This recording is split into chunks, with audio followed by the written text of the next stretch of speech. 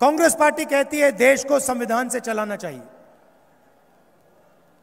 और RSS BJP कहती है संविधान को परे करो, संविधान को हटाओ, इसकी कोई जरूरत नहीं है। मैं हर मीटिंग में संविधान दिखाता हूं क्योंकि मैं आपको याद दिलाना चाहता हूं, आप ही की क्रांति की याद दिलाना चाहता हूं, आप ही के शहीदों की याद दिलाना चाहता हूं। अंबेडकर जी, गांधी जी, इनकी याद दिलाना चाहता हूं और आपको याद दिलाना चाहता हूं कि उनके दर्द, उनके दुख, उनके खून से यह किताब बनी है। गांधी जी ने अपनी जिंदगी दी, बिरसा मुंडा जी ने जिंदगी दी इस किताब के लिए, और आज हिंदुस्तान के प्रधानमंत्री कहते हैं कि इस किताब के अंदर कुछ नहीं है, खाली किताब है। देखिए, ये खाली किताब नहीं है, ये देखिए,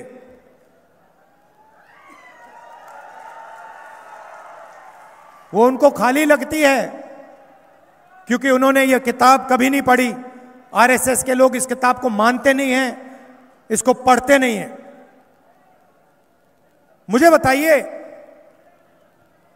आपकी सरकार आपसे चोरी की गई, आपने पिछली सरकार चुनी और बीजेपी ने करोड़ों रुपए देकर,